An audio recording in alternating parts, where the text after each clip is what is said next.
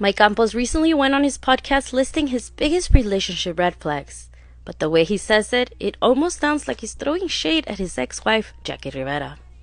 Mike and his sister were listing things that they found as a red flag. One of the first things that Mike said was when people move on from a relationship really quickly, saying that if that person doesn't know how to be alone, he finds that 100% a red flag.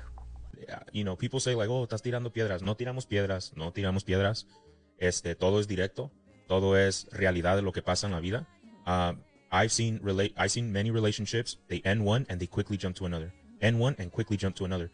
So, my thing is like, let's start asking the questions. I've had an episode with you guys where I'm like, there's no silly question. Like, let's start asking all the questions, because the reality is you shouldn't be afraid to answer or face to face a conversation. Mm-hmm. So for me, it's like, why do people do that? Like, why? Is that not a red flag? Well, like, I would see it as a red flag. Now for me, it's definitely 100% a red flag. Like, if you don't know how to be alone, it's 100% a red flag for me now. And it's very interesting that that's one of the first things that Mike lists on the red flags, now that Jacqie Rivera and her new boyfriend are out on public.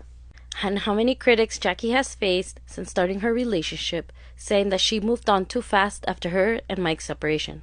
Mike and his sister Yvette also talked about gaslighting.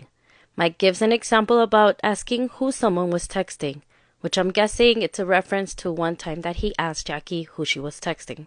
Maybe that's not the case. Maybe so I'm over-analyzing or, just creating stories in my head, because that's what they used to tell me all the time. Like, you're creating stories. Or you're gaslit. Like I remember asking questions like, hey, like, who you texting? And it's like, then it becomes a you problem. Like, oh, you don't trust me. And it's like, wait, what? Like, but when it was the other way around, it was like, no, this is who I'm texting. Like, I have no problem, So in retrospect, like, but what I'm sorry to cut you off, sister. You can go right now. But it's like, I totally now see, because I'm healing and I'm going through a process, and God is truly showing me like what a sincere, vulnerable, humble heart does.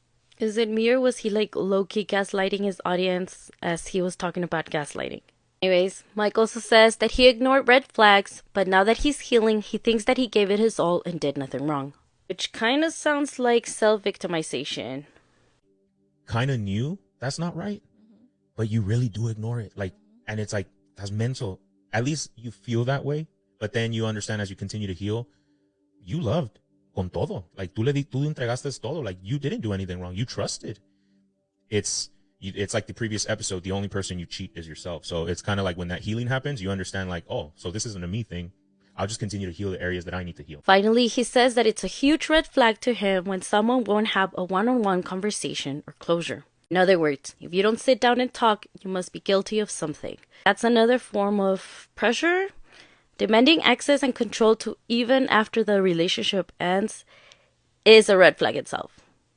One of the red flags that I discovered for me, it's and I truly, this is like a big one for me.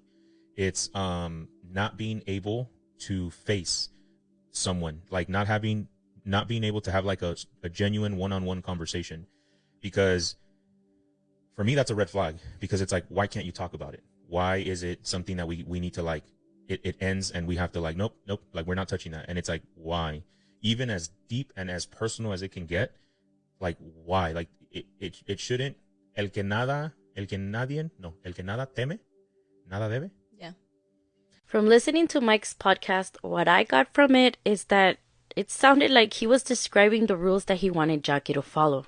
Be submissive, stay single after me, let me monitor your phone, and never walk away without giving me closure. Me. And that doesn't sound like love. That sounds like a control issue. But again, that's just my humble opinion. Let me know what you chismosas think in the comments.